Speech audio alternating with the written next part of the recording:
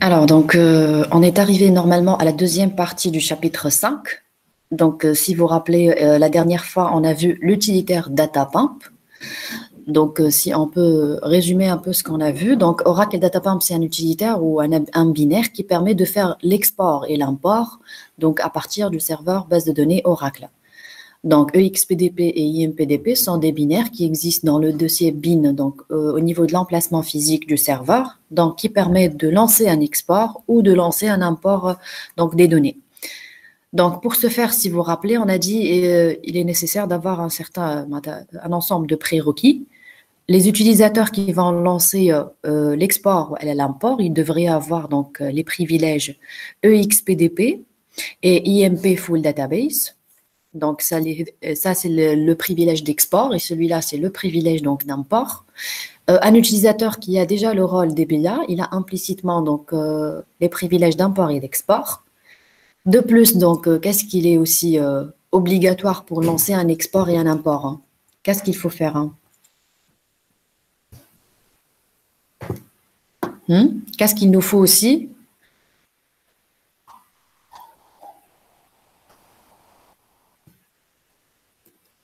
Un répertoire, hein. Donc, si vous vous rappelez, on a créé un directory. Donc, on a dit que c'est un répertoire logique. Donc, c'est un répertoire logique qui fait référence à un emplacement physique. Donc, pourquoi on crée un répertoire? C'est pour pouvoir donc exporter, voilà, créer les données d'export et également pour pouvoir lire à partir de ce répertoire les fichiers d'import.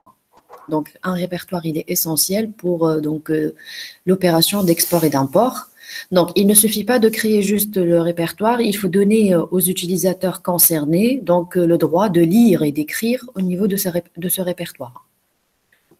Alors, donc ça, c'est les prérequis nécessaires pour lancer les deux utilitaires EXP DataPump et IMP DataPump.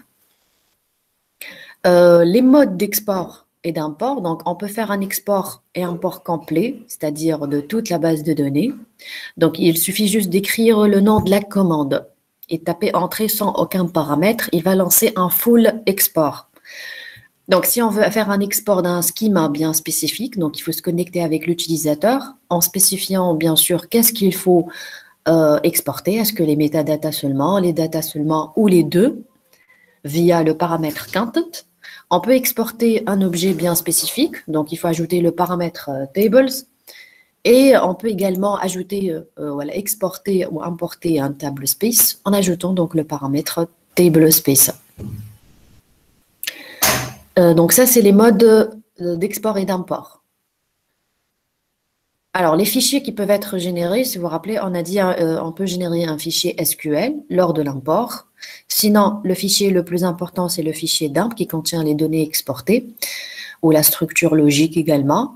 Et c'est un fichier qui est créé lors de l'export et qui va être utilisé au moment de l'import. Et le fichier log, c'est juste donc la journalisation, voilà, l'historique du lancement de la requête d'export et d'import.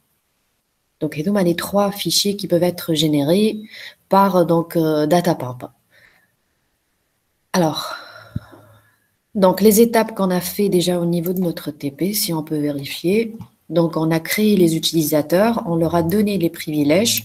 Par la suite, on a créé un répertoire, donc via la commande create or replace directory, as, et on donne un emplacement physique existant dans le serveur. Et on donne un grant read write, donc on directory, aux utilisateurs concernés. Après, on lance directement le XPDP et l'IMPDP. Donc, on ne va pas les lancer en tant que commande SQL. Il faut se positionner au niveau de l'emplacement physique du serveur. D'accord? Donc, pour lancer un export, on écrit le nom de l'utilitaire, EXPDP. Si on veut exporter un schéma bien spécifique, donc on écrit le login et le mot de passe, suivi par des paramètres si c'est nécessaire. Est-ce qu'il y a des questions par rapport à cette partie, donc la première partie de chapitre 5, avant de passer à la dernière partie, donc l'SQL Loader, hein.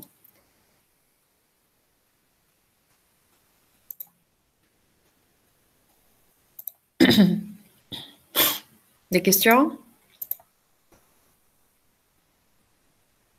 Donc c'est la dernière séance, donc si vous avez des questions, c'est maintenant ou jamais, hein.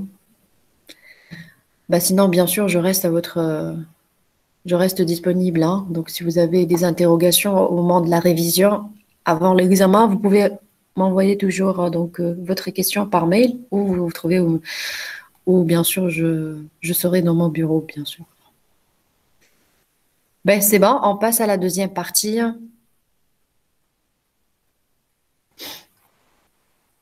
Tiwin, quoi. وقتاش مدام Oui, l'examen madame, on passe. Ben, Mahdi, مدام oui, وقتاش l'examen ها janvier. Ok. Ben, alors, l'SQL Loader, maintenant, on est affronté à une autre problématique dans le serveur, c'est qu'on peut vous donner un fichier. Le fichier fait un ensemble de données, des datas, et on vous demande de charger une table par ces données. Donc, il existe un utilitaire déjà prédéfini donc, au niveau du serveur qui permet de faire ce chargement de données. Donc, il y a l'SQL Loader. Donc, on va voir comment réellement lancer l'SQL Loader. Qu'est-ce qu'il va avoir comme input, comme données en entrée, et qu'est-ce qu'il va nous donner en sortie. Alors, donc ça permet en fait de résumer un peu le fonctionnement donc, de l'utilitaire SQL Loader. Donc, SQL Loader, il va avoir en entrée, bien sûr, le fichier data, donc le fichier qui peut être un fichier TXT, un fichier Excel ou autre, et donc le control file dans lequel on va écrire les instructions de chargement des données. Donc, on va par la suite corriger le TP6 et vous allez mieux comprendre le contenu du control file. Donc, c'est le fichier dans lequel on spécifie l'emplacement du fichier data, une condition de chargement si on a une condition bien évidemment, et comment récupérer les données à partir du fichier. Et s'il y a éventuellement des transformations à appliquer sur les données avant de les charger, on les met également dans le control file. Donc, le SQL Loader a de commenter que deux fichiers. Un control file fait les instructions de chargement et un data file où il y a réellement les données qu'on va charger. Donc, qu'est-ce qu'il nous donne en sortie? Donc, ouais, il va faire un traitement qui est une insertion dans un objet de la base de données et il va nous générer trois types de fichiers. Alors, le premier type de fichier, donc, c'est le log file. Donc, il contient l'historique de l'exécution de la commande SQL Loader. Et s'il y a des erreurs, bien sûr, on aura l'erreur avec le détail, etc. Donc, il y a un fichier optionnel qui est le discard file. Donc, réellement, ce fichier, qu'est-ce qu'il contient? Il contient les lignes qui ont été écartées suite à la condition de chargement. Donc, dans le fichier de contrôle, on peut spécifier une clause when, une condition de chargement à partir du fichier data. Par exemple, je lui dis charge-moi juste les lignes qui commencent par le caractère A. Donc, dans ce cas, les autres lignes, est-ce que ce sont des lignes erronées réellement? Est-ce que c'est les lignes manette qui ne commencent pas par A, forcément, ils sont erronés? Non? Non, pas forcément. Donc, c'est juste des lignes qui ont été écartées suite à la condition de chargement qui a été spécifiée dans le control file. Donc, c'est pour ça qu'ils vont être écrites au niveau du discard file. Donc, là, au niveau du fichier discard, donc, on écrit tout simplement les lignes écartées suite à la condition de chargement.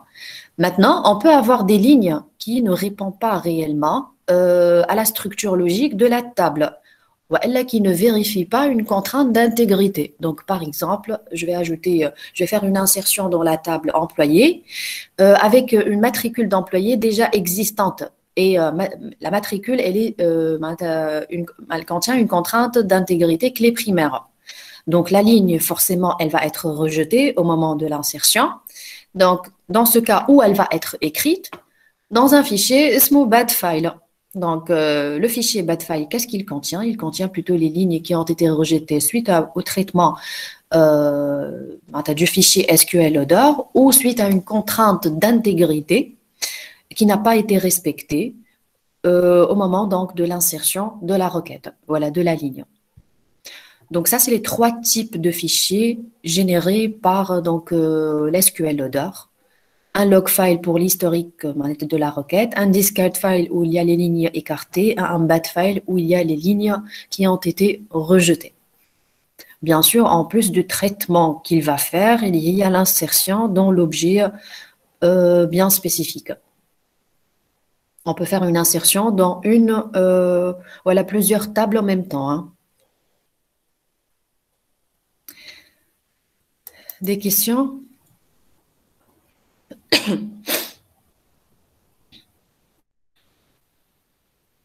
Ben, donc, dans les slides qui suivent, enfin, la description des fichiers. Donc, je viens déjà de résumer la majorité des exemples. Alors, le control file, donc ça, c'est un exemple donc, de fichier de contrôle pour charger ces deux lignes. Donc, c'est un fichier qui contient EMP date, qui contient en fait deux lignes et on va les charger dans une table ESMA EMP. La table, elle est composée de 4 colonnes dans l'ordre. Il y a EMP NO, EMP name, salle et department NO. Alors, pour charger en fait ces lignes, on va écrire un fichier de contrôle. Dans le fichier de contrôle, on a des instructions qui permettent en fait de lancer le chargement. Alors, toujours le fichier, il commence par le mot-clé load data in file en spécifiant le nom du fichier, voilà l'emplacement du fichier à partir duquel on va faire le chargement. Into table et on spécifie le nom de la table dans laquelle on va chercher. Bien sûr, il faut spécifier qu'est-ce qu'on va faire. Donc, est-ce que c'est une insertion? Est-ce que c'est un replace? Donc, on va remplacer si une ligne, elle existe déjà dans la table. Est-ce que c'est un truncate? Donc, qui nous dit c'est quoi un truncate? Vider la table. Vider. C'est ça. Donc, on vide de la table et après, on ajoute donc les informations à partir du fichier. Donc, avant chaque chargement, il vide et il recharge. L'append maintenant, d'après vous, c'est quoi?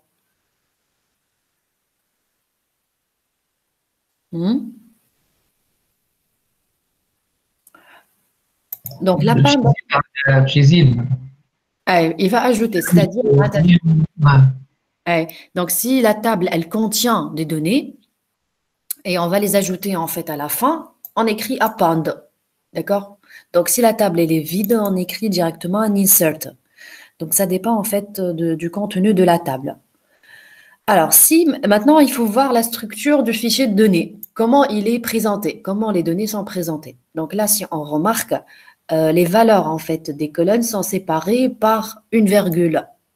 Donc là, il faut indiquer dans le control file comment le parsing va être fait. Donc, on relève fields terminated by et je lui donne le caractère séparateur. D'accord? Alors, donc, optionally included by, donc, il y a des chaînes de caractères. Et pour les chaînes de caractères, il y a des double cotes. Donc, je lui dis que ça, c'est des caractères optionnels. Il ne faut pas les prendre en considération dans le chargement. Donc, c'est pour ça j'ajoute donc la clause donc optionally included by pour ne pas prendre en fait ces doubles cotes comme caractère au niveau du chargement. Et bien sûr, je dois spécifier par la suite l'ordre d'injection des valeurs selon la structure logique de la table EMP. D'accord? Donc, je lui dis la première valeur du fichier va être injectée EMP NO, la deuxième, c'est au niveau de EMP name, la troisième, c'est au niveau de la colonne salle et la quatrième, c'est au niveau de department NO. Donc, tout ça, c'est le contenu du fichier de contrôle où on a spécifié les différentes instructions du chargement de données. Bien sûr, pour lancer maintenant le chargement, il faut exécuter la commande SQL loader. Donc, comment on l'exécute? C'est exactement comment on exécute le data pump. Donc, on écrit host pour se positionner au niveau de l'emplacement physique du serveur. Et plus précisément, il faut se positionner l'emplacement du fichier data et du fichier de contrôle. Si on ne l'a pas spécifié ici, donc on a écrit juste le nom du fichier, le positionnement, il faut se positionner l'emplacement du fichier de data et le fichier de contrôle. Et on lance la commande SQL loader avec bien sûr le nom de l'utilisateur qui va lancer le chargement. Et control égale le nom du fichier de contrôle. On peut spécifier les noms des fichiers output au niveau de la commande, comme on peut mettre en fait les noms de ces fichiers au niveau donc, du fichier de contrôle. Donc là, au niveau de l'entête, après l'infile, et le nom du fichier data, ici, je peux spécifier bat file en donnant le nom et discard file en donnant le nom. Sinon, ce n'est pas obligatoire, même si que ce soit au niveau de la requête ou au niveau du fichier de contrôle. Donc, les fichiers vont être générés avec un nom qui est similaire au nom du fichier data. D'accord? Donc, ce n'est pas réellement obligatoire, hein. Donc, ce qui est obligatoire pour l'SQL Loader, c'est le login, le mot de passe et le nom du fichier de contrôle. C'est tout. Et bien sûr, le nom de fichier de contrôle, le fichier de contrôle doit impérativement contenir au minimum un fichier de données pour pouvoir lancer le chargement. Donc ça, c'était la deuxième partie, donc en relation avec l'utilitaire SQL Loader, et on va appliquer tout ça dans la deuxième partie du TP6 DBA. Est-ce qu'il y a des questions avant de passer, s'il vous plaît? Bonjour, madame. Oh oui, bonjour. Dans l'utilitaire, après avoir écrit host, SQL Loader, user password, et dans le contrôle, on va mettre le chemin du control file ou seulement le nom du control file? Ça dépend où tu te positionnes. Quand, par exemple, le control file موجود directement au niveau de ces deux points. On n'a pas besoin de mettre un emplacement. Donc là, tu mets juste le nom du fichier. D'accord? Sinon, on met le chemin complet. Sinon, on met le chemin au complet, oui. D'accord, merci. Alors, les autres. Ah, des questions, s'il vous plaît.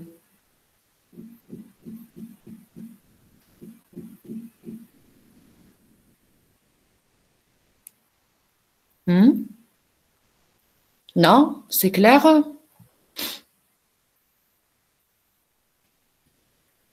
Donc, pour résumer, l'SQL Loader, il a combien de fichiers en entrée? 2 fichiers. 2 fichiers. Donc, un fichier de contrôle et un fichier data. Au minimum, un fichier data. On peut avoir plusieurs fichiers data, hein, bien sûr. Mais au minimum, les hommes ont un fichier de contrôle et un fichier data. Et qu'est-ce qu'il peut nous donner en sortie? 3 fichiers. Lequel, là, Naïm? Le log, le bat file et le discard file. D'accord. Donc, discard file et le bat file, ce sont des fichiers optionnels. Donc, si on n'a pas des lignes écartées, donc on ne crée même pas le fichier discard. C'est pour ça que c'est un fichier optionnel. Et pareil pour le fichier bad, s'il n'y a pas de lignes qui ont été rejetées, on ne crée pas le fichier bad, hein. Donc, ils sont créés que seulement s'il y a au moins un enregistrement qui va être écrit. Donc, Madame, oui. dans les lignes discard et bat file, est-ce qu'on va écrire la ligne de données comme elle est écrite dans le fichier de données ou plutôt la commande d'insertion de cette ligne? Non, non, toute la ligne. Exactement. Il fait un copier-coller à partir du fichier de données. Ah, d'accord. Si je dis par exemple, donc si je dis par exemple une condition de chargement et je dis je vais juste récupérer un salaire qui est supérieur à, je sais pas, 800. Donc cette ligne, la deuxième, elle ne respecte pas la condition de chargement. Donc elle va être écrite telle qu'elle fait discard file. D'accord, d'accord. Donc c'est les lignes qui sont copiées, que ce soit fait discard ou fait le bad. Les erreurs et tout ce qui concerne les requêtes et tout, on les trouve plutôt fait le log file. Des erreurs de commande. Si par exemple, lorsque j'ai lancé l'SQL Loader, il y a eu des erreurs au moment du chargement. Donc, par exemple, ici, deuxième ligne, pour le premier séparateur, au lieu de une virgule, un point virgule. Donc, lors du parsing, il va trouver une erreur à charger la deuxième ligne. Donc, cette erreur, on va la trouver au niveau du fichier log. Madame, mais pour connaître la différence entre les lignes qui vont être stockées dans le bat file et dans le discard file. Oui. Je n'ai pas compris la différence.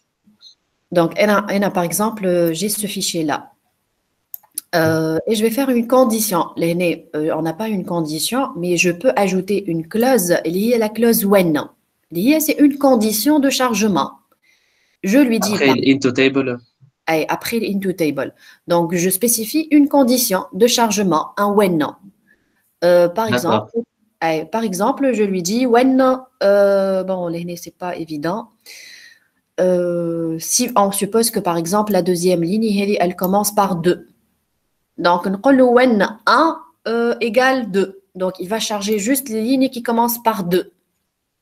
D'accord? Donc, il y a des lignes qui ont été écartées, ils ne correspondent pas à la condition when. D'accord.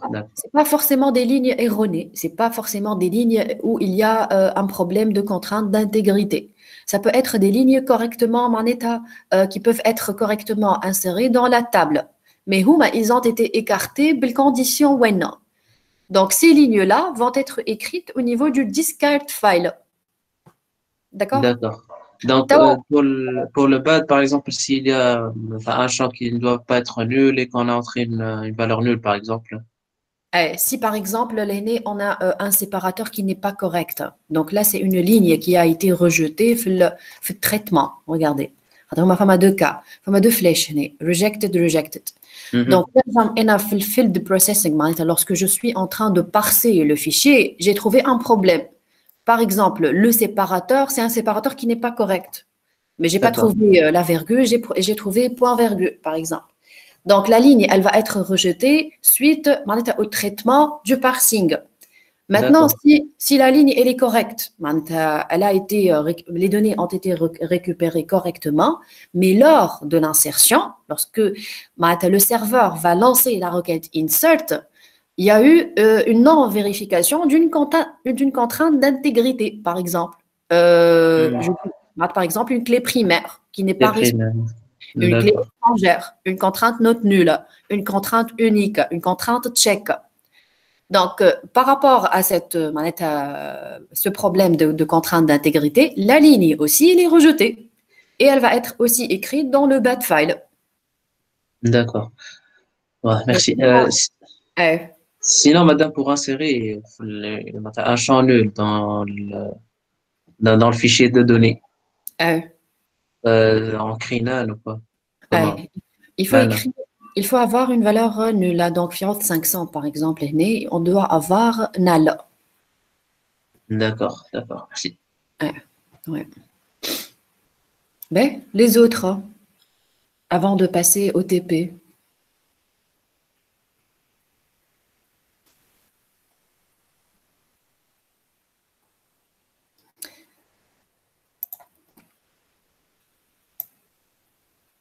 Alors, donc, je vous invite, s'il vous plaît, à ouvrir l'énoncé. Voilà, vous pouvez suivre avec moi. Donc, l'énoncé du TP6 et on va essayer de terminer rapidement ensemble. Donc, la partie 2.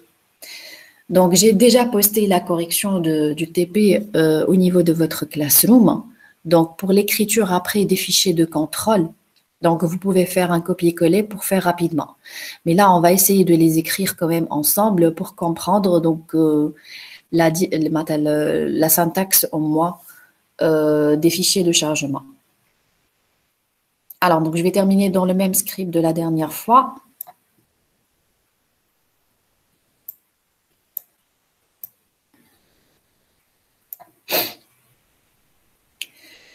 Alors, donc là, on a une table artiste, on va la créer déjà en premier et par la suite, on va créer en fait un fichier de contrôle qui permet de charger cette table à partir d'un fichier, il y a le fichier artiste.txt.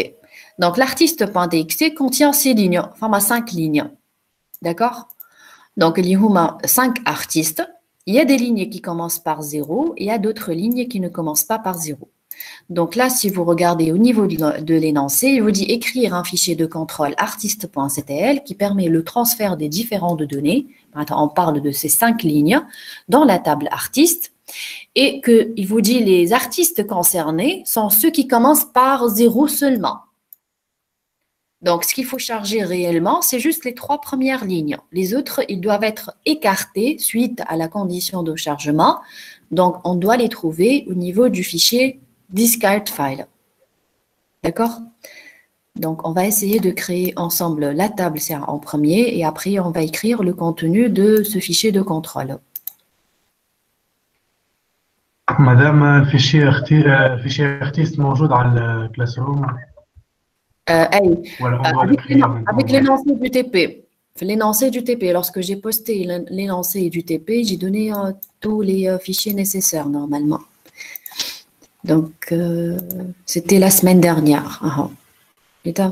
Donc, télécharger l'artiste.txt, l'emp1.date ou l'emp.date. Et donc, les trois fichiers de données qu'on va utiliser pour la partie 2.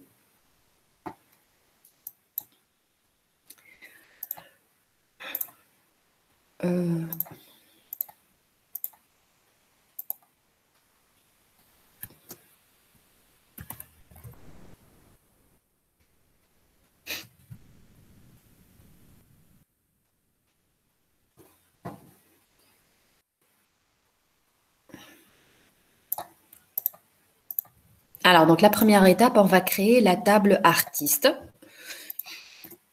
Liée à la première question. Donc, si la table existe, bien sûr, on fait drop table artiste.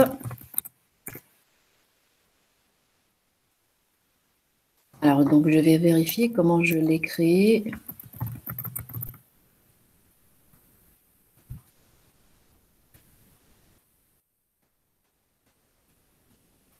Alors, artiste sans S.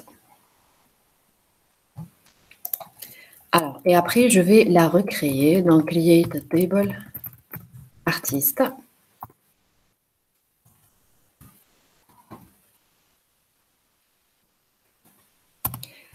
Alors, s'il vous plaît, il faut exécuter en parallèle avec moi pour vérifier après l'exécution d'SQL Loader. Est-ce que ça a marché ou non?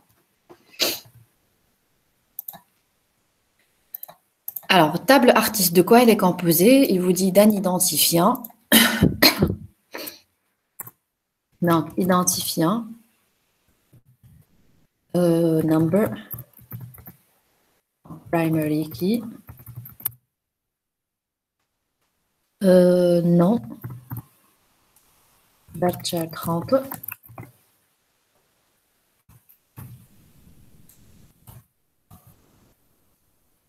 Prénom. Et pays.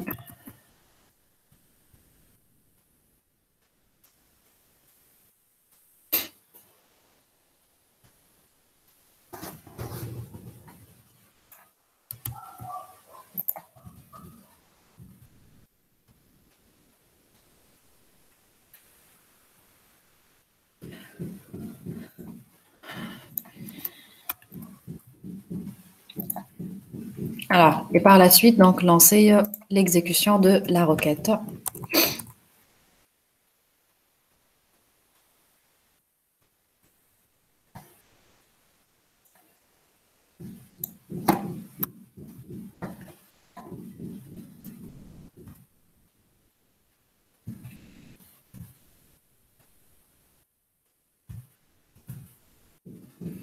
Alors, donc, table dropped, table created.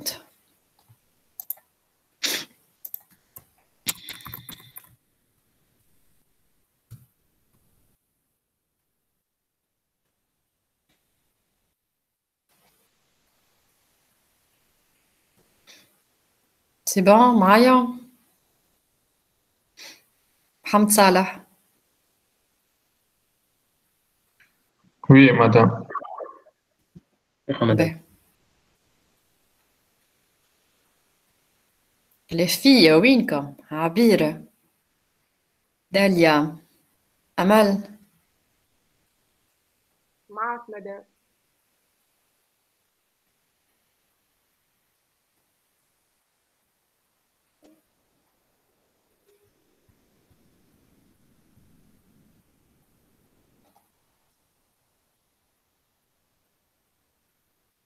يسري معايا؟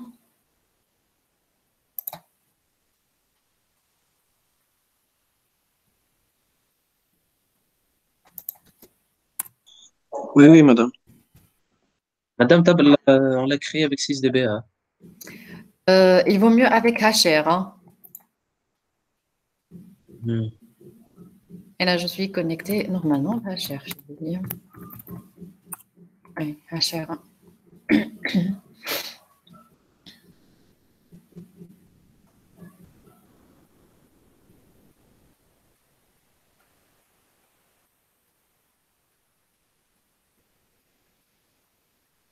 Le chargement de données, c'est pas comme DataPump. Il nécessite pas en fait des privilèges. Donc, n'importe quel utilisateur, il peut lancer une commande SQL Loader, hein. Donc, ma famille, j'ai réellement des privilèges qui nécessitent d'exécuter l'SQL LDR. Ah, d'accord.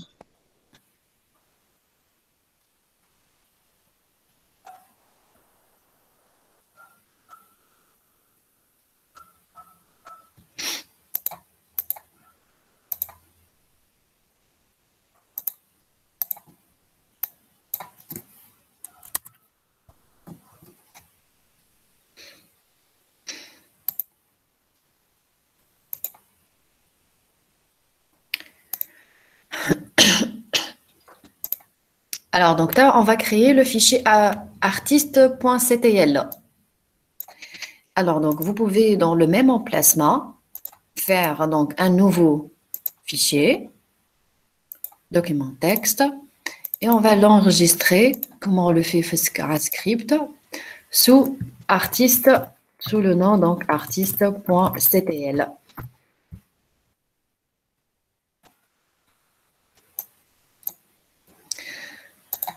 Alors, donc vous supprimez avec un nouveau document et vous vérifiez, regardez. Donc on a le premier artiste, c'est un fichier CTL. C'est dans ce fichier-là qu'on va écrire les instructions donc de chargement des données.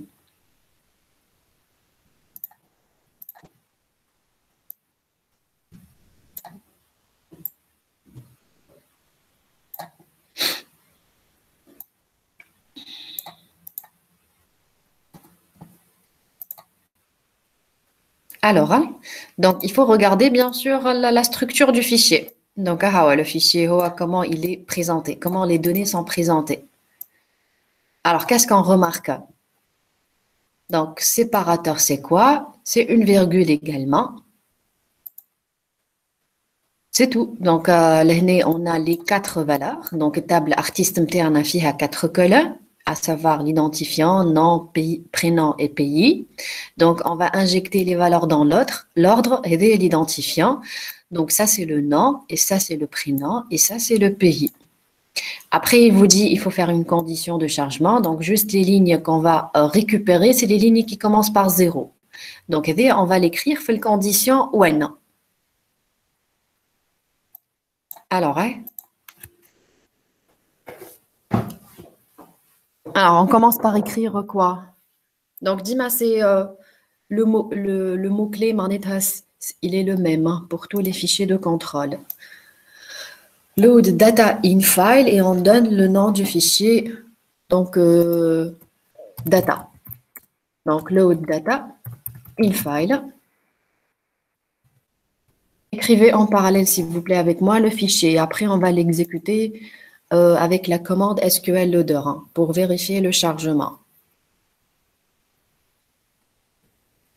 Alors, donc là, je ne vais pas écrire un emplacement, je vais juste écrire le nom du fichier. Et après, au moment de l'exécution de la requête, je vais me positionner au niveau de l'emplacement du fichier. Alors, donc, je vais écrire directement artiste.txt et il y aura le nom du fichier data.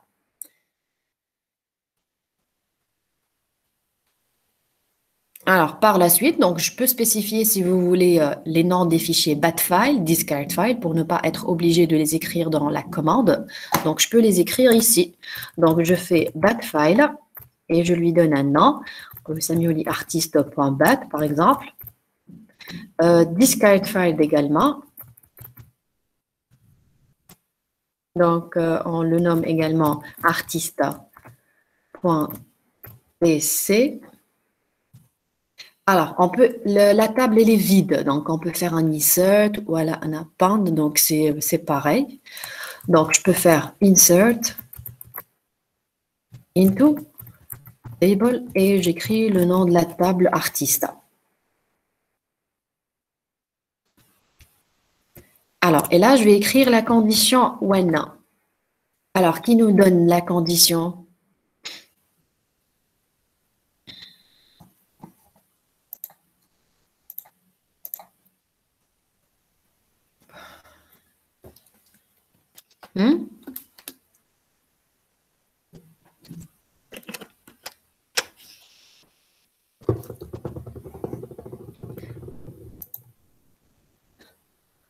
C'est quoi la condition? Alors qu'il faut charger juste les lignes qui commencent par 0. Comment on récupère le 0? Qu'est-ce qu'il faut faire, hein?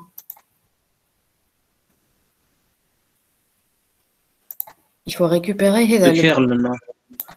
il faut écrire, il faut récupérer le caractère le premier caractère du fichier. Madame, je suis ID like 0%. Et si tu n'es pas en train de parcourir la table, et si tu es en train de parcourir un fichier, où l'aîné, on ne parle ni d'identifiant, ni de nom, ni prénom, ni pays. Comme ça, on parle juste de valeur ici, qu'on va récupérer. Comment on les récupère? En donnant l'indice de début et l'indice de fin. Par exemple, lorsque je lui dis 1, comme ça, 1, 3, réellement, ça veut dire quoi? Je vais récupérer le premier. Donc, ça, c'est l'indice de début et ça, c'est l'indice de fin. Je vais récupérer le premier, le deuxième et le troisième caractère. D'accord? Donc, on fait avec les indices. Donc, les indices, on récupère au niveau du fichier. Ok. Donc, pour notre cas, on a besoin juste de récupérer le premier caractère. Donc, on peut lui dire soit when 1, 1, ou ella when 1, tout simplement. Donc, l'1, il faut que ça soit égal à quoi? 0. À la valeur 0, le caractère 0. Donc, on l'écrit comme ça.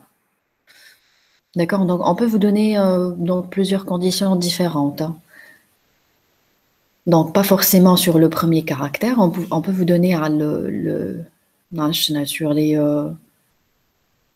sur la chaîne de caractères heavy ou autre chose. Hein.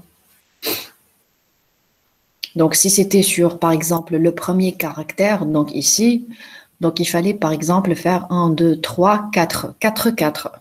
Donc, le caractère 4, 4 égale, par exemple, je ne sais pas, à A, B, C ou autre. Donc, Madame, le fichier, tout le fichier. Ah, bien sûr. L'indice 1, c'est par rapport colonne.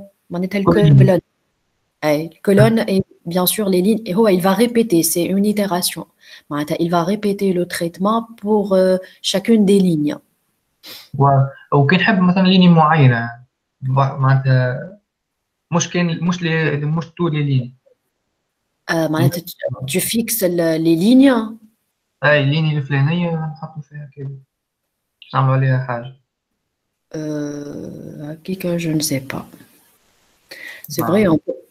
Donc normalement, les positions sur les colonnes, sur les lignes. Je ne sais pas ce que c'est possible de faire le filtre ou non. Ok. Ben, Madame, oui. ma fameuse sélection par rapport au champ, juste par rapport à l'indice, le caractère. مثلا, si on veut faire une condition sur le pays, par exemple. On peut le faire. Mais il faut que لازم تكون عندك معناتها l'indice de début du pays. L'indice de début du pays, c'est pas le même pour toutes les lignes. Bien sûr, hein. Donc réellement, tu ne peux pas faire une condition sur le pays. C'est pas possible. Quand est-ce que c'est possible? Si on a un fichier qui est structuré.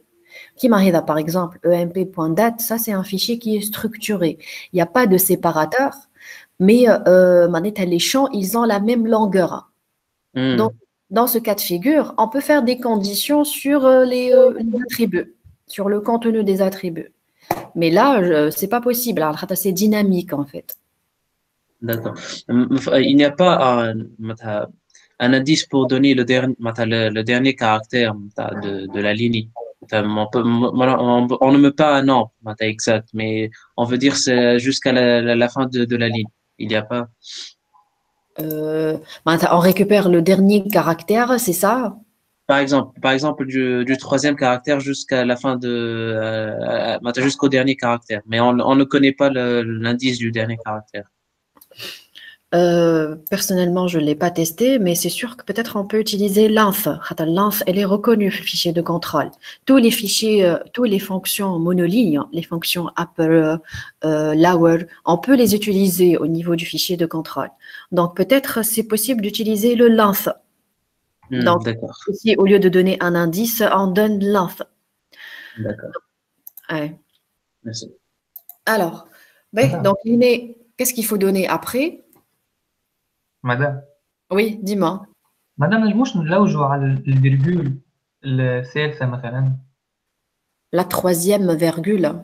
مو سيباراتور معروف. Ouais. نجموا معناتها كيما معناتها على فاست ناعي. Le قال pays. Hein. أي نعرفوا الترتيب نتاع كل حاجة. دونك كي ناخذ احنا آخر فيرجول واش علينا معناتها الانديس تاع الديبي نتاعنا C'est ça. هو Ouais. آخر. C'est comme si on a récupéré juste la valeur du pays. فوالا ما نجموش نلقاو الفيرجول. Et là, j'imagine, là, autant que ils ont fait un utilitaire de chargement, donc ils ont pris en considération tous ces cas de figure. Moi, je suis bloqué par rapport au chargement des différentes valeurs. Donc, certainement, enfin, des fonctions qui permettent à chaque fois de parcourir que ce soit le premier, la première valeur, le deuxième valeur, qui m'a au niveau de l'intégration des données. Donc, kiff, donc je pense pas mal la possibilité, mais je retiens pas, franchement, donc toutes les fonctions. Donc, juste un parsing simple. Ce que je sais faire réellement, c'est un parsing simple, pas forcément le cas de figure rêvé avec des cas de complexe pour récupérer, par exemple, la troisième valeur après la virgule, vous voyez. Mais je pense que il existe un moyen pour faire ce genre de traitement. Ok, merci. Ben, alors, donc l'aîné, qu'est-ce qu'il faut identifier? Donc, il faut identifier séparateur. Hein. Donc, le field terminated by. Et on donne donc le séparateur.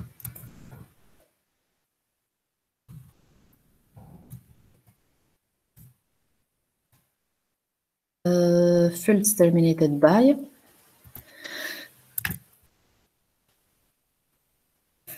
Et on donne dans l'ordre, donc maintenant, les noms des colonnes existantes au niveau de la table. Donc, ça m'énerve normalement identifiant. Donc, nom, prénom et pays. Comme ça. Donc ça, c'est la première structure du fichier de contrôle qui permet en fait de charger les lignes dans l'ordre logique dans les colonnes correspondantes, identifiant nom, prénom, pays de la table artiste. Et seulement, il va ajouter les lignes qui commencent par le caractère 0. Alors, on va essayer de le tester maintenant.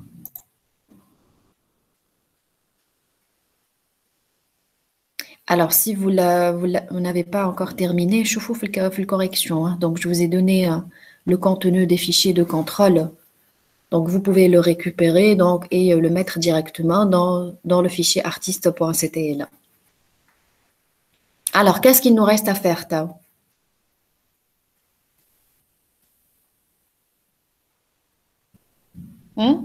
Qu'est-ce qu'il faut faire?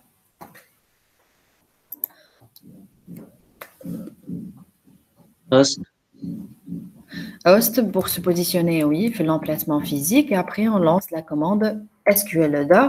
Ça, il faut déjà se positionner au niveau du dossier où il y a le fichier de contrôle et le fichier de données. Donc, il y a le fichier, le dossier courant suivant. Donc, on récupère son emplacement. Et comment on fait pour basculer vers cet emplacement? On utilise quelle commande? CD. CD. Et on écrit l'emplacement du fichier. Donc, il nous positionne directement sous le dossier concerné, le dossier TP6. Donc, dans ce cas, on peut lancer la requête SQL Loader. Alors, la requête, elle est simple. Donc, il suffit juste d'écrire SQL LDR. Alors, SQL LDR. Oui, après. HR/HR. C'est ça, donc HR. Et je donne le fichier de contrôle, donc contrôle artiste.ctl. C'est tout. Et donc, je lance mon exécution. Donc là, il vous dit commit point reached, donc logical record count 4. Alors, on peut vérifier. Donc, je fais un exit. Il va me rebasculer en ligne de commande et je reste toujours connecté Belhacher. Donc, ce que je fais select étoile from artist. Donc, vous voyez, il a récupéré combien de lignes?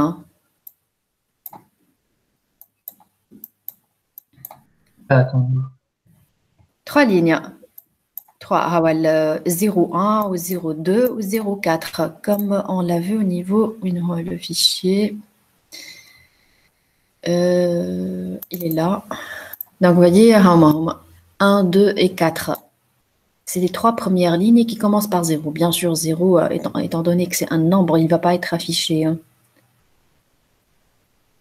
Alors, les 91 et 92, normalement, ils ont été écartés suite aux conditions de chargement. Donc, on va les trouver dans un fichier. C'est lequel? C'est celui-là, artist.dsc. C'est le discard file. Et si on l'ouvre, on trouve les 2 autres lignes. Vous voyez, les lignes qui ont été écartées.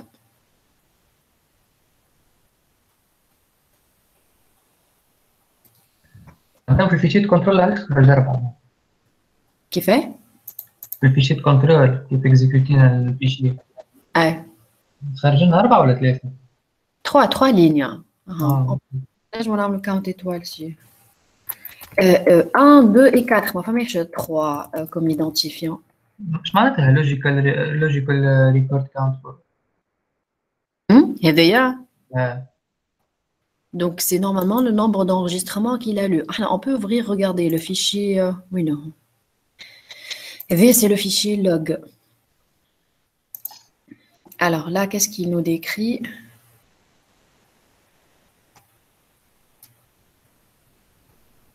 Alors, les 5 lignes qui ont été lues, donc c'est 5, on m'a fait 5 au niveau du fichier. 0 qui ont été skipped, qui ont été dépassés. 0 rejected ou 2 discard rows. Alors, donc 3 هم successful كيف كيف ou 2 not loaded because all of when closed. Pourquoi il nous a affiché 4? C'était ça ta question, hein? 4 rows. Donc normalement, il nous affiche 5 lignes traitées, pas 4 lignes traitées. أنا جاتني 5. Ouais. حطينا 5. Donc, في la ligne de commande, j'ai haka 5. مش la ligne de commande. Ici, haka, logical record count 5. Oui. Normalement, il y a affiché 5 khatar, c'est pas normal. C'est quoi en fait? C'est les lignes qui ont été lues à partir du fichier. Donc, après le traitement, comment il a été fait, il est détaillé dans le fichier log. C'est celui-là.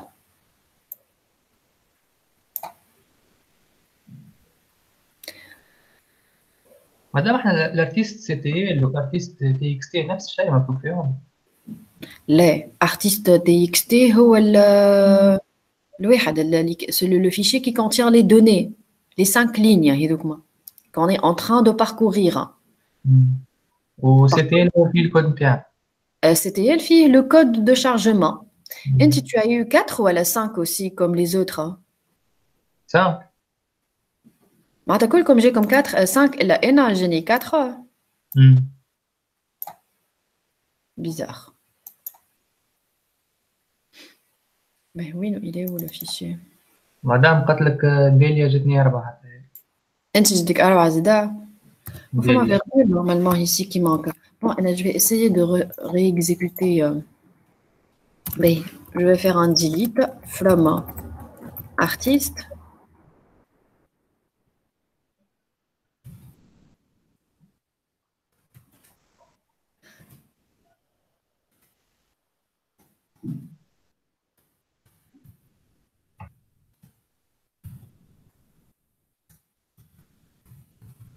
Insert equal.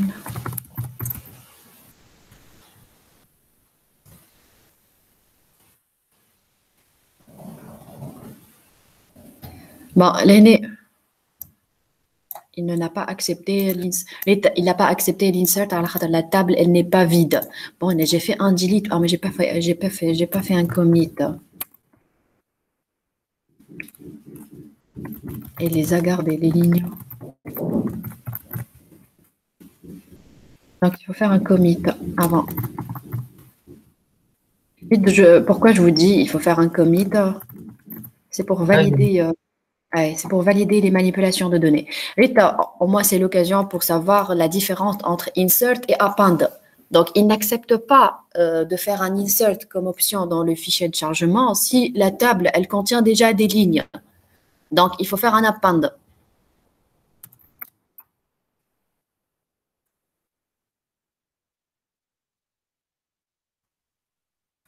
Voilà, il croit 4. Bizarre. Bon.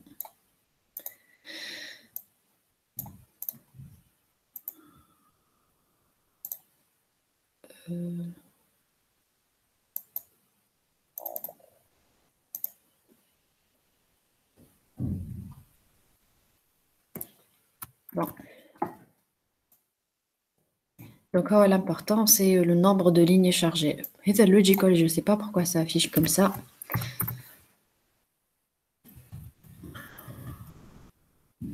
Madame l'apostrophe, ما تخلطوش. Comment? L'apostrophe.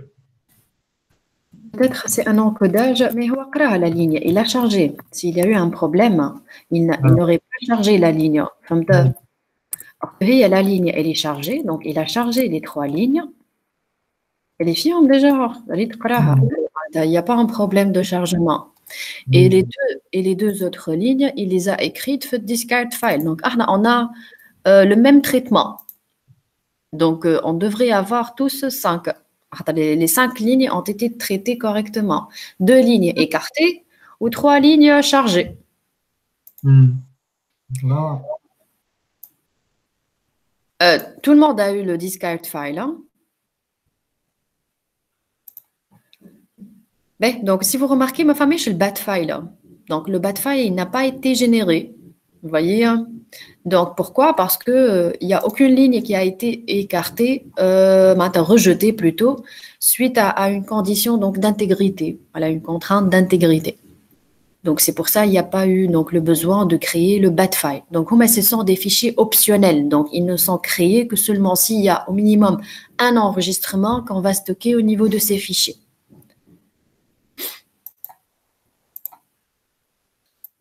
Alors, donc, on va passer le deuxième exemple.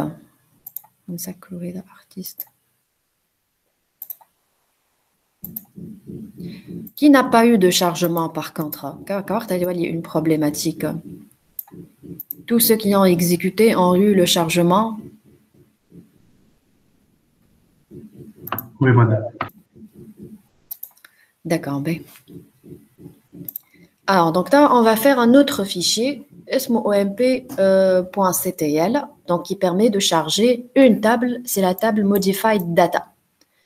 Donc, cette table, de quoi elle est composée? Donc, elle est composée d'un numéro séquentiel, il y a la colonne ismarek.no, d'une valeur région, il y a une valeur statique qui contient la valeur 31.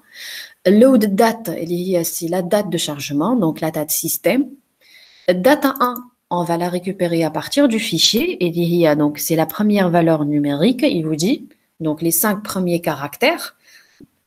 Data 2, c'est le deuxième champ, donc les caractères qui se trouvent au niveau du fichier, qui sont en majuscule. Et le data 3, donc c'est la deuxième valeur numérique du fichier. Et c'est une date qui a le format, en fait, YYMMDD. Donc, ce qu'on va faire, on va créer déjà en premier lieu la table Modified Data et après, on va l'alimenter en créant en fait le fichier emp.ctl nécessaire pour parcourir le fichier emp.data. Donc, à la différence du fichier artiste.txt, ici, les colonnes, ils n'ont pas de séparateur, si vous remarquez. Donc, c'est des valeurs qui sont collées. Mais ils ont une longueur égale. Donc là, on va essayer de récupérer via les indices de début et l'indice de fin à chaque fois. D'accord? Un numéro séquentiel ici, comment on le fait? Comment on définit pour une variable ou un attribut un numéro séquentiel?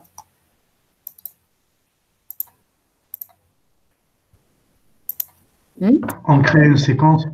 C'est ça. Donc, au niveau de Oracle, il n'y a pas la possibilité de faire l'auto-increment, c'est-à-dire qu'il y a l'option qui existe dans la plupart des autres SGBD. Donc, au niveau de Oracle, il y a la possibilité de définir une séquence, un objet, où on définit une plage donc entier avec, en définissant le pas d'incrémentation, etc. Donc, c'est ce qu'on va essayer de faire. Donc, je vais créer une séquence. Donc, create sequence. Alors, sec 1 rec. Bon, j'en ai déjà d'autres séquences. Alors, pour créer une séquence, il faut donner la valeur start with, la valeur avec laquelle il commence, donc start with 1, et la valeur d'incrémentation, le pas, qui est l'increment by.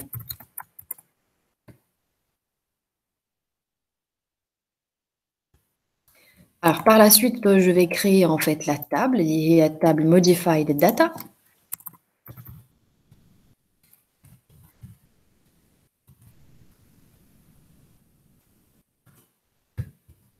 Alors, table, de quoi elle est composée?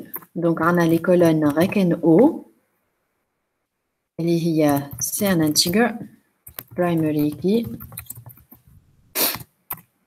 Donc, on a la région qui est aussi un nombre. Load date de type date.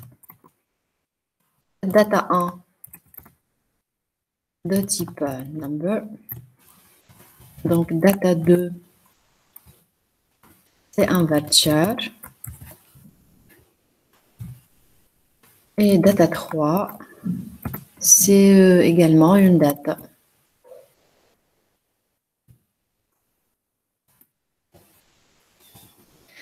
Alors, si la table existe, bien évidemment, il faut la supprimer.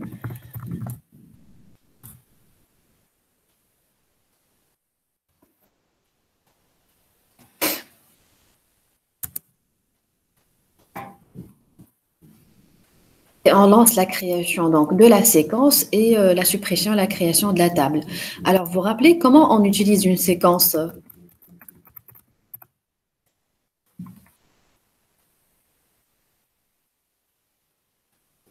Comment on utilise une séquence?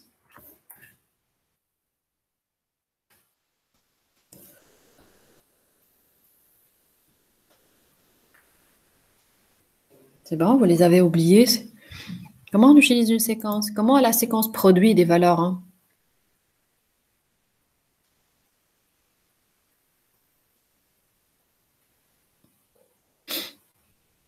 Donc, il faut écrire le nom de la séquence .nextval.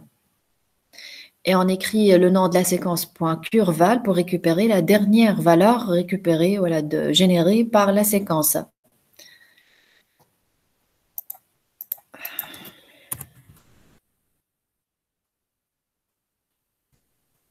Alors, donc, on va créer maintenant le fichier de contrôle. Donc, comme on l'a fait tout à l'heure, on peut faire un copier-coller de artiste.ctl et après, on va changer son nom et son contenu. Donc, c'est mis EMP. EMP.ctl.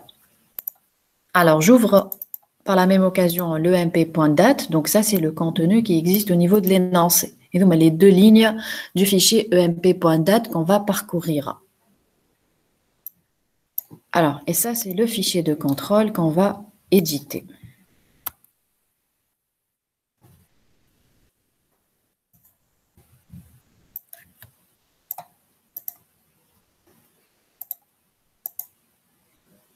Alors,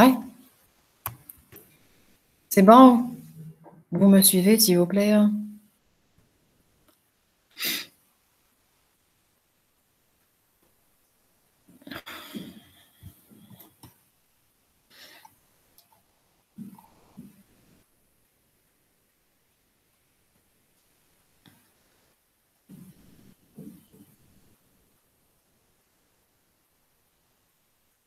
وينكم؟ نعيمة Oui, madame.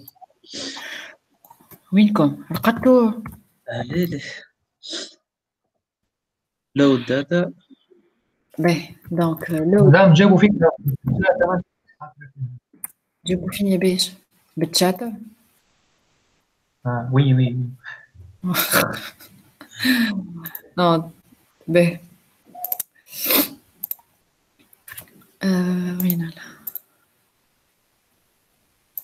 باهي load data in file et on donne le nom du fichier اللي هو emp.data.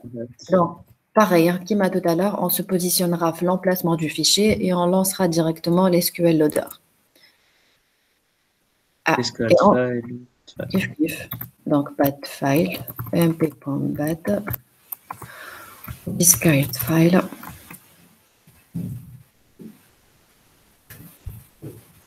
mp.s. Alors, append, donc il est préférable toujours d'utiliser un append, que ce soit la table, elle est vide ou elle contient des lignes, l'append dit, elle est exécutée correctement. Donc, vous voyez, tout à l'heure, j'ai exécuté insert et la table, elle est remplie par des données, donc ça a généré directement une erreur. Donc, append into table, modified data. D'abord, on va donner comment on va récupérer les valeurs dans l'ordre. Donc, on commence par recno. Recno, qu'est-ce qu'elle contient? Séquence. Un numéro séquentiel. C'est ça. Elle y a, je ne sais pas, elle a sec en rec, normalement. Point next val.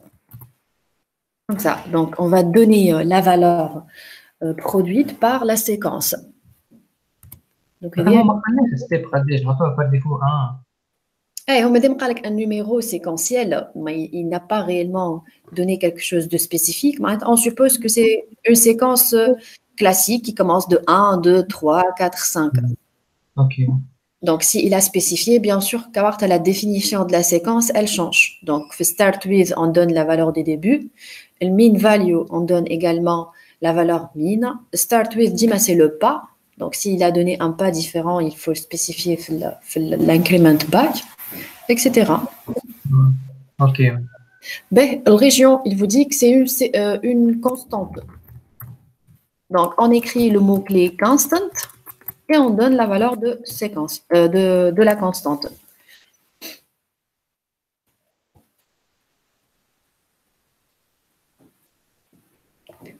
Loaded data.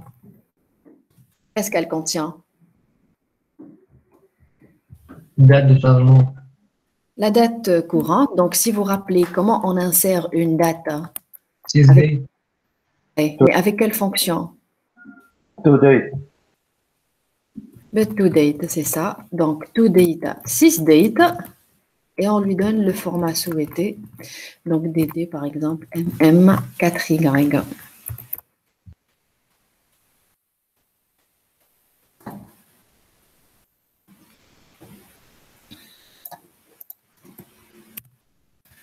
Donc, au niveau ici, regardez, on a la possibilité d'utiliser les fonctions monolignes, les fonctions de conversion, les fonctions sur les chaînes applicables sur les chaînes de caractères, les nombres, les dates, etc.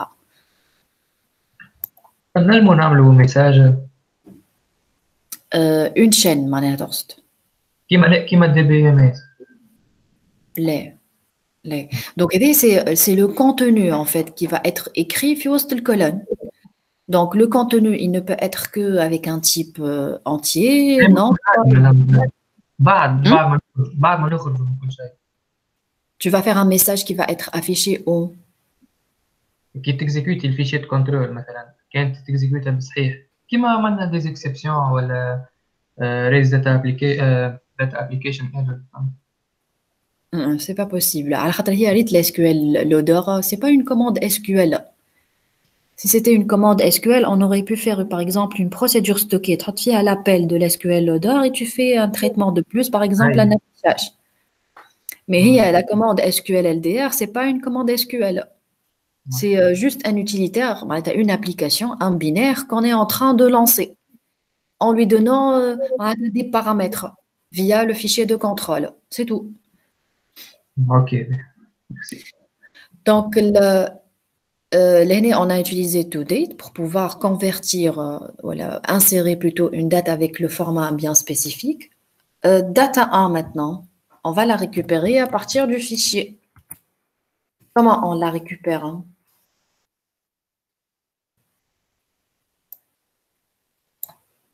Donc, l'année, il n'y a pas un séparateur. Donc, si vous remarquez, on n'a pas donné fields terminated by. Réellement, il n'y a pas un séparateur emp.date. Ce n'est pas comme le fichier artiste.txt. Donc, ici, pour récupérer à chaque fois une valeur, il faut donner l'indice de début et l'indice de fin. Donc, pour ce faire, on va utiliser la fonction position. Donc, en lui indiquant l'indice de début et l'indice de fin. Dis-moi, l'indice de début, c'est l'indice 1. Et l'indice de fin ici, donc on a 1, 2, 3, 4, 5. Donc, on va écrire 5. Ouais, qu'est-ce qu'il va faire? Il va récupérer donc, les 5 premiers caractères du fichier à chaque fois, pour chacune des lignes, bien sûr. Donc, également, on ne peut faire ce genre de traitement que seulement si le fichier il est plus ou moins structuré, c'est-à-dire les valeurs, ils ont la même taille au niveau de chacune des lignes. Alors, data 1, c'est le premier, il vous dit champ numérique dans data. Donc, on n'a aucune transformation à appliquer, donc on récupère juste la valeur et on l'injecte dans la table. Data 2 maintenant.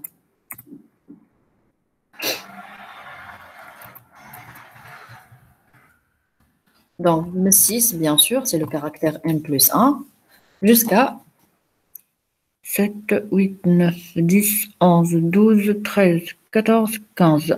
Donc, jusqu'à 15, jusqu'à le caractère 15. Alors, si on avec le champ en majuscule, bon, dans le fichier, il est déjà en majuscule. Mais si on suppose qu'il n'était pas, que le champ il n'est pas en majuscule, qu'il y a des caractères minuscules et qu'on va les convertir et les transformer en majuscules. Comment on peut faire ce genre de traitement? Upper. Upper. Donc, là, juste entre double cote, on fait les transformations. Donc, l'upper, sur quoi je vais l'appliquer? Sur cette valeur de data 2. Donc, je fais upper data 2, comme ça. Mais bien sûr, data 2, c'est quoi? C'est pas un attribut, c'est une valeur qui va être récupérée pendant les itérations en parcourant le fichier. Donc, c'est ce qu'on appelle une valeur bind. C'est pour ça qu'on écrit les 2 points. Donc, 2 points data 2 pour dire que donc ça, c'est la valeur à partir donc, du fichier qui va être récupérée d'une manière dynamique pendant le parcours donc, du fichier de données. Donc, à chaque fois, on est amené à faire une transformation sur le champ correspondant. Donc, on utilise donc les 2 points, nom d'attribut, et en spécifiant bien sûr la fonction de transformation nécessaire. Donc, on peut faire un lower, on peut faire un length, utiliser un length, un substr, un concat, etc. Madame, نجم نعملوا upper tool. Upper عليها هي. Non, c'est le nom d'attribut. Qu'est-ce qu'on est en train de spécifier? On a qui mal insert into le nom de la table. Donc ça, c'est les noms des attributs sur lesquels on ne peut pas appliquer des fonctions. D'accord? Donc, la transformation, elle se fait par la suite. S'il y a une transformation, s'il y a une séquence à spécifier, ou une contrainte à spécifier, donc on la spécifie par la suite. Donc, c'est le nom de l'attribut existant dans la table. Ah oui, c'est clair. Oui, c'est comment l'extraire, le récupérer, si on va le récupérer à partir du fichier. Il n'y a pas un séparateur. Donc, s'il n'y a pas un séparateur, il faut utiliser donc l'indice de début et l'indice de fin pour pouvoir récupérer la valeur. Madame, la position, elle va extraire les caractères en chaîne de caractères ou en ordre? En chaîne de caractères. Hein. En chaîne de caractères, ça dépend en fait que le contenu. Si je récupère 100 types de données, bien sûr, c'est entier. C'est des valeurs entières. Il est capable de détecter le type de données par rapport à la valeur existante dans le fichier. Donc, 1, il va le détecter en tant que nombre. En tant que nombre et non pas en tant que chaîne de caractères. Et si on veut le convertir en chaîne de caractères, nous dit de to string de point date 1. Tu utilises tout ça, Kawarta. D'accord, merci. Là déjà, je crois qu'on l'a défini déjà dès le début, entier, non? Voilà. Donc, si on l'a pas si on l'a pas défini en tant qu'entier, il faut faire le touchage. Data 1 number. Si on l'a mis en varchar, on doit là faire un touchage. Malgré que une conversion implicite, on peut mettre dans un nombre un nombre dans une chaîne de caractères. Mais le contraire, c'est pas vrai. On peut pas mettre dans une chaîne de caractères un nombre. Donc, si c'était un varchar, il n'y a pas nécessité de faire un toucheur dans ce cas. Hein. D'accord. Ben, alors, data 2, c'est bon. Donc, tu as data 3. Data 3, c'est une date. Donc, on va également la récupérer. On a récupéré les autres. Donc, à partir de la position 16, donc 16, 17, 18, 19, 20, 21.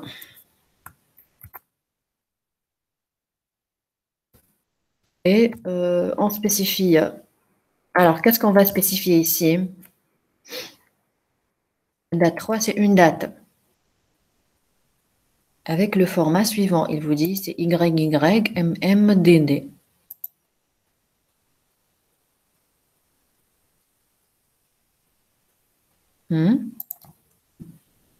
Quelle fonction? Donc, on va récupérer cette valeur et on va la convertir en date.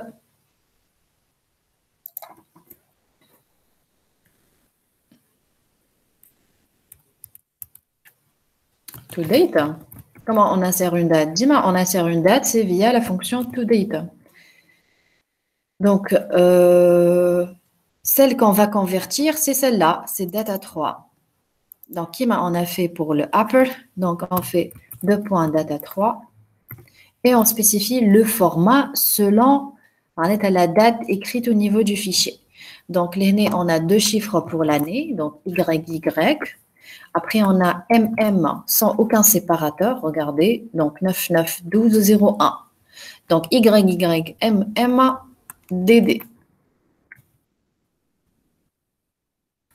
Donc, ça, c'est la fonction de transformation qu'on a appliquée donc, sur data 3.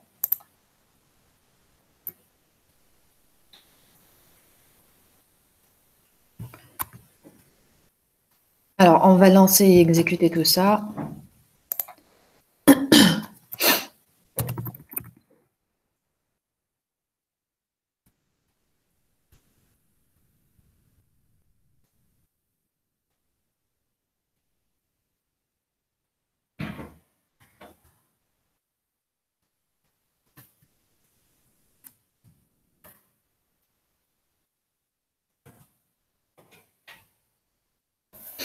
Alors, donc j'ai exécuté SQL loader, donc HR control égale emp.ctl.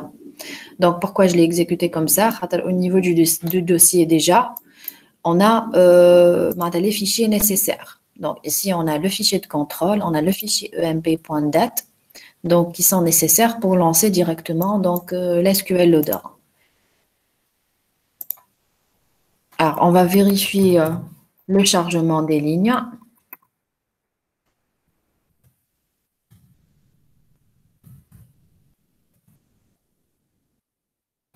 Donc là, il a chargé 2 lignes. Oh, le fichier, déjà, il contient 2 lignes seulement.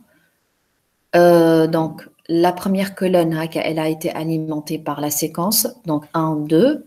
La région, c'est par la valeur statique région. Load date, la date système, selon le format du serveur. Donc, 5 novembre 2020. Donc, il y a la première valeur numérique du fichier. Donc, ça, c'est la valeur chaîne de caractères. Ça également, donc, c'est la date qui a été récupérée à partir du fichier. Donc, si vous vous rappelez, c'était 991201. Vous voyez, c'était 990112. D'accord? Et il les a bien sûr enregistrés selon le format de la date de votre système. C'est bon, vous l'avez testé, s'il vous plaît?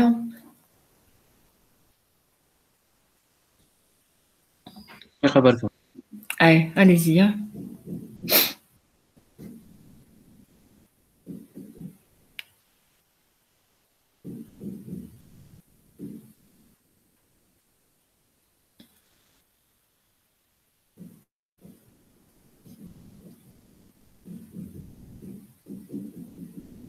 Donc, même ici, on va écrire logical record count 1, on va count 2.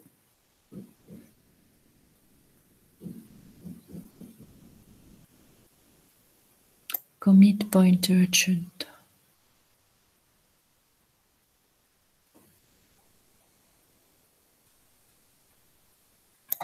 ما تبداش شوية بركة للكوماند بتاع الجودل. Celle-là, le contenu du إيه fichier.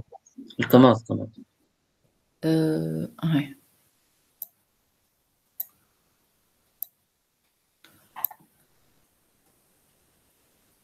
Donc, dis-moi SQL LDR, le nom utilisateur mot de passe ou contrôle اسم le fichier.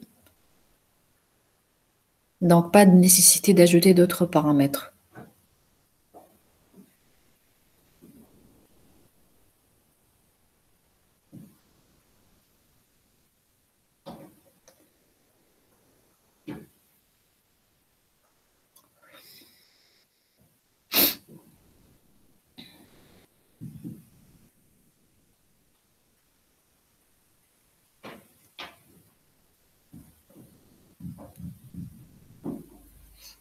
Alors, je vais essayer de l'exécuter encore une fois pour voir qu'est-ce que ça donne. Donc, normalement, il doit les accepter.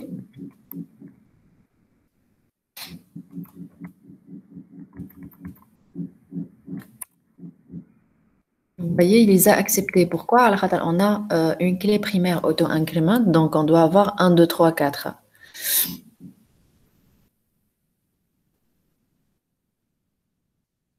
Vous voyez? مادام الشون دات لازم يكون بالفورمات هذاك بال 01 ديسمبر. Ça dépend comment la date elle est enregistrée في السيستم نتاعك. Donc, انت اعمل select sysdate from dual. Tu auras le format standard de ta machine. كل واحد le format le format de date différent. كل واحد هو comment ouais. Donc, N a par exemple, là, on dit 2 chiffres, l'abréviation du mois en 3 lettres, en bas 2 chiffres. Donc, il la récupère à partir de la requête et il la convertit, bien sûr, il l'enregistre comme le format standard du serveur. D'accord.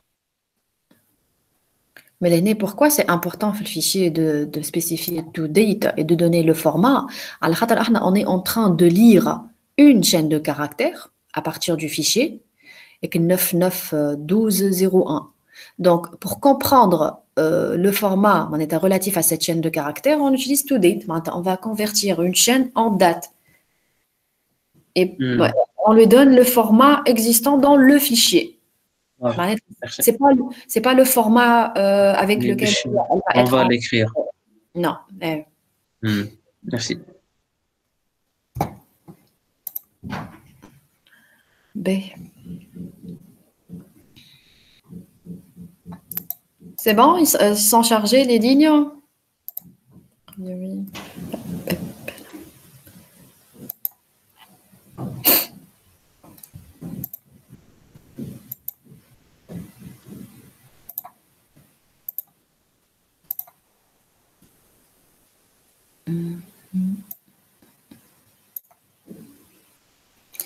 Alors, je vais la réexécuter avec un truncate. On essaye avec un truncate. Je vois qu'est-ce qu'il fait. Donc, reste.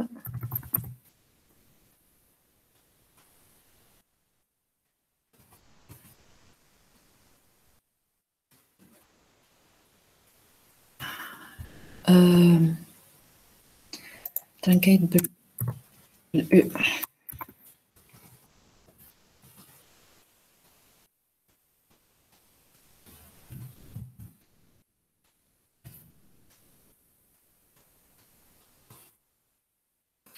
Donc, vous voyez qu'est-ce qu'il a fait? Il a supprimé les lignes déjà existantes, l'un, 2, 3, 4. Il les a supprimées et il a chargé de nouveau. Ou bien sûr, dit l'indice, séquence, elle est auto-increment, donc dit et on a les valeurs 5 et 6. Donc, ça, c'est un gate si on vous demande de vider en fait et de recharger.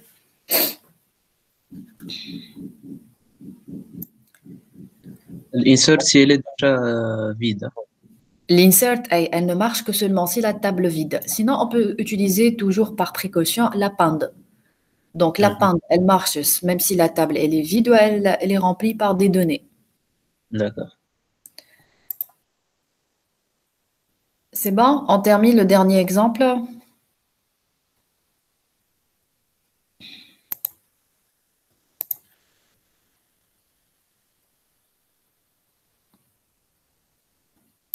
Oui, madame.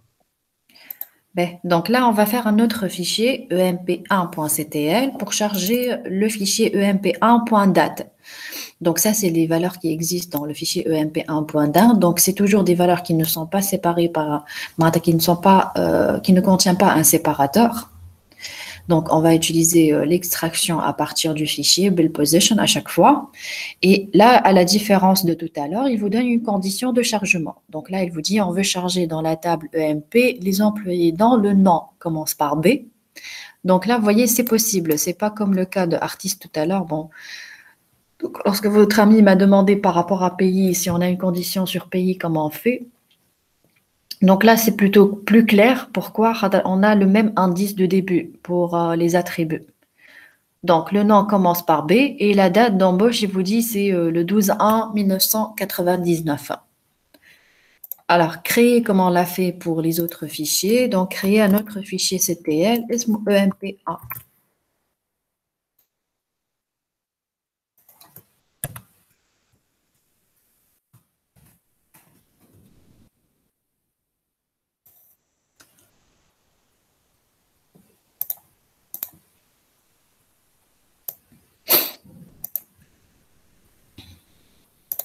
Alors, on va modifier sur ce fichier-là.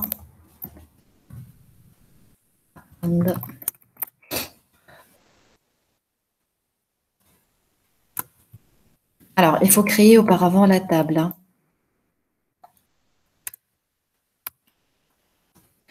Alors, donc, je vais créer une table EMP.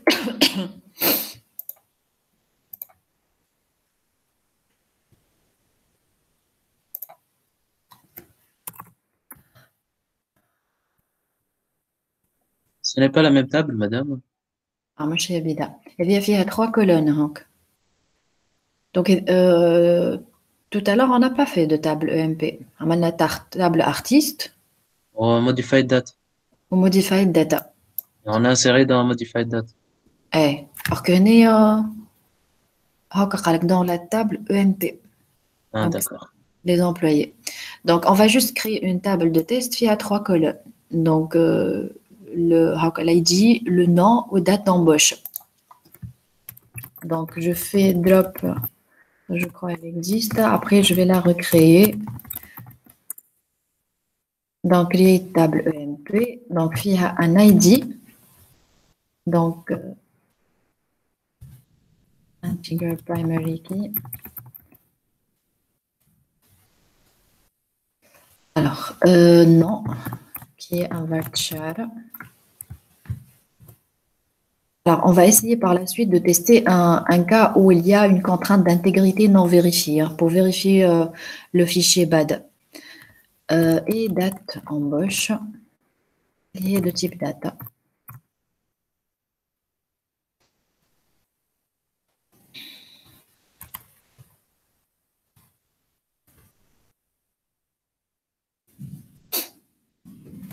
Le EMP pour moi, c'est un objet déjà existant. Et ça mis un test, EMP test.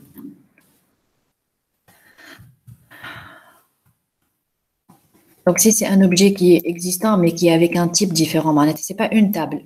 Et dans le cas ici, qu'est-ce qu'il m'affiche? Table or view does not exist. Et là, je n'ai pas une table EMP. Mais lorsqu'il a essayez de faire un create table EMP. Le name is already used by an existing object. Donc, j'ai un autre objet qui n'est pas réellement une table, mais est EMP.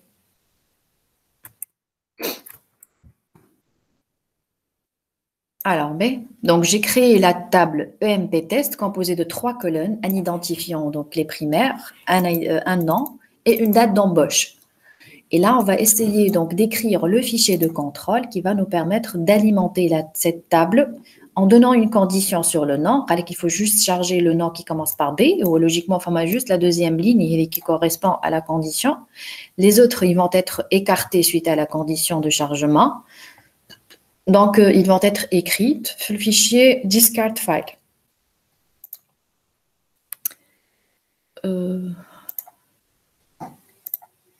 Alors, donc il dit c'est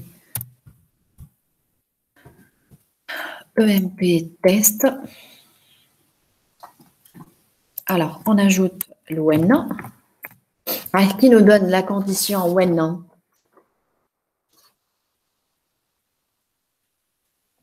When 5 devant 1 égale à B. L'indice de début et l'indice de 20, mouche la longueur qui est ma STR. Donc, c'est soit 5, Ah, 5. 5, d'accord. Donc, 5, 5 égale B. And dernier avec un caractère, il y a date. Donc, il faut donner l'indice de ta date. Tout à l'heure, on l'a mis combien? 16. C'est le même format de fichier. Donc, 16.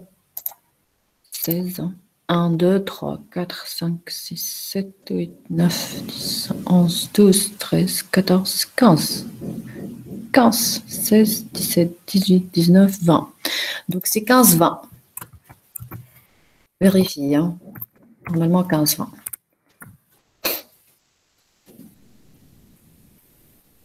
Alors, il faut que ça soit égal à 9, 9, 0, 1, 12.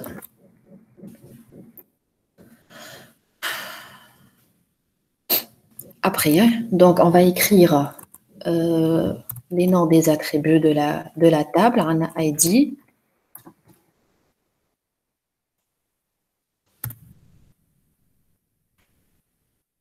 ID nom, date E.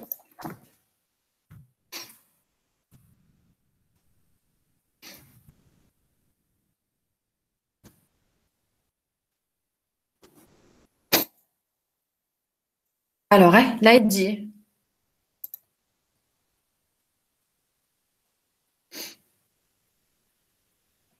Position 1, 4. C'est ça.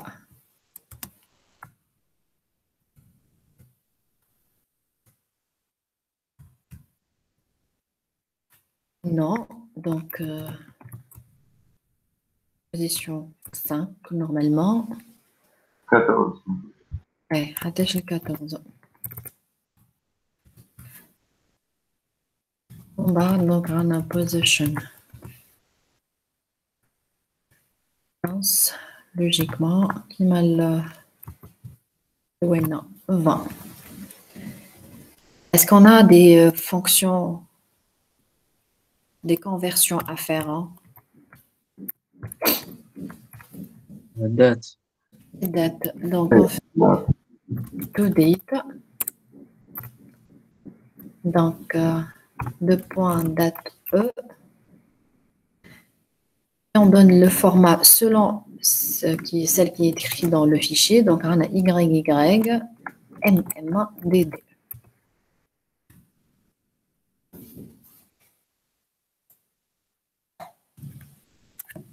Mais normalement, c'est tout. Alors, on va tester.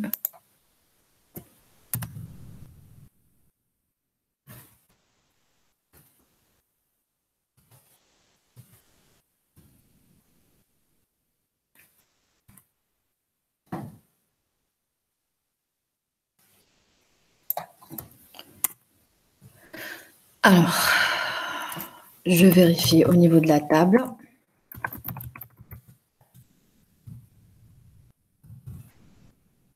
Donc, logiquement, on doit avoir une ligne. Et c'est le cas. Donc, il a récupéré juste la deuxième ligne. Pourquoi? Parce qu'elle vérifie la condition. Donc, un B commence par... le nom, pardon, commence par B. Et la date, donc, c'est le 12 janvier 1999. Donc, logiquement, on doit avoir la création d'un BAT file, d'un discard file. Donc, il y a donc l'emp.dsc, vous voyez, et il contient les trois autres lignes.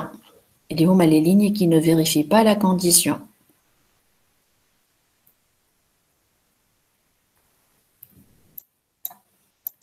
Je vais essayer de relancer ça encore une fois.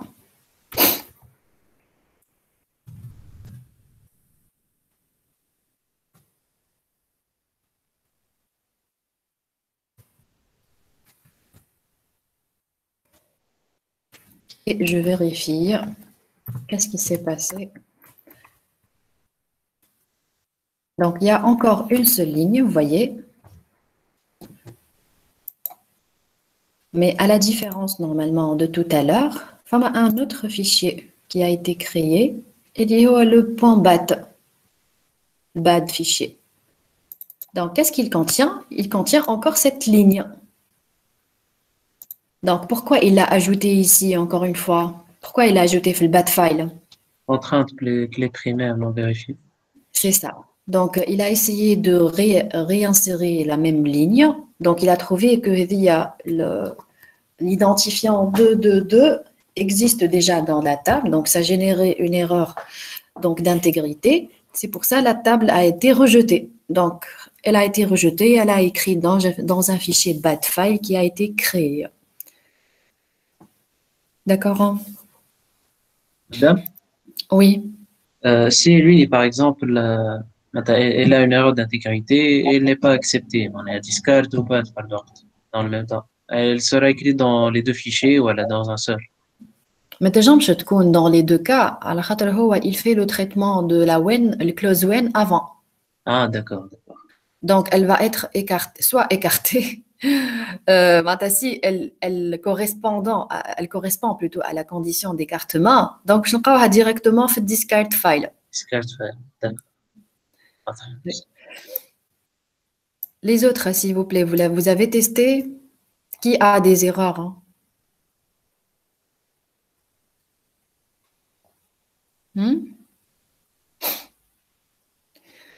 Donc, j'aurais aimé avoir une dernière séance présentielle, au moins pour clôturer le module, mais bon. Au moins, pour avoir plus d'interaction et des questions.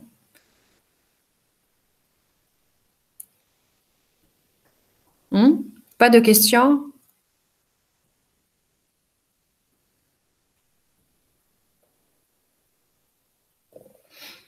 Ben, je résume un peu ce qu'on a vu tout au long de ce module. Donc, c'est un module de 21 heures où on a vu quand même 5 chapitres. Donc, un premier chapitre sur l'architecture du serveur Oracle. Donc, il ne faut pas oublier que les composantes de l'architecture qu'on a vu fait les deux premières séances, que la mémoire partagée, la SGA, les composantes de chaque partie de la mémoire, le rôle et le contenu de chacune de la mémoire, les processus en arrière-plan obligatoires aussi et le rôle de chaque processus, la structure logique et la structure physique de la base de données également.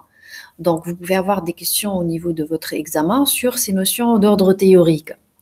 Donc, également, on a vu le dictionnaire de données, donc les vues du dictionnaire de données. Donc, il ne faut pas oublier que les vues sont réparties en 4 catégories. Si vous vous rappelez, on a dit il y a les vues DBA, les vues user, les vues all et les vues dynamiques V$. Après, par la suite, chapitre 2, on a vu les structures logiques, les tables space, comment créer un table space, comment modifier un table space, comment par la suite vérifier au niveau des vues du dictionnaire de données les informations relatives aux tables space et aux fichiers de données. Donc, on a utilisé principalement DBA table spaces, DBA data files, DBA segments pour avoir la taille occupée, etc. Donc, le chapitre 3, si vous vous rappelez, on a vu la gestion des utilisateurs, sécurité des utilisateurs. Donc, comment définir, créer un utilisateur en lui donnant au minimum, on a dit un login, un mot de passe, une structure logique et un quota pour pouvoir créer des objets. Il faut savoir comment assigner un privilège, que ce soit système ou objet, à un utilisateur via la commande grant. Définir ou alors regrouper un ensemble de privilèges via un rôle. Et aussi, ce qui est très important, c'est les limites système et les limites mot de passe qu'on définit au niveau du profil. Et surtout, donc, si vous vous rappelez, la fonction booléenne qu'on a définie pour définir des conditions sur le contenu du mot de passe. Donc ça, c'était le chapitre 3. Le chapitre 4, c'était l'audit. Donc, comment activer l'audit via Alter System Set Audit Trail. Donc, et les différentes valeurs d'audit trail qu'on peut attribuer, qui sont OS, donc DB, DB Extended, XML, XML Extended, et la différence entre les différents paramètres. Les vues, surtout, du dictionnaire de données qu'on a interrogé pour vérifier que ce soit les options activées ou les entrées d'audit qui ont été enregistrées. Comment activer un audit via la commande audit, soit un audit ciblé ou un non ciblé, et comment retirer un audit avec la commande no audit. Et dans le dernier chapitre, qui est le chapitre 5, donc on a vu principalement donc, les deux utilitaires DataPump, Oracle DataPump pour l'export et l'import de données.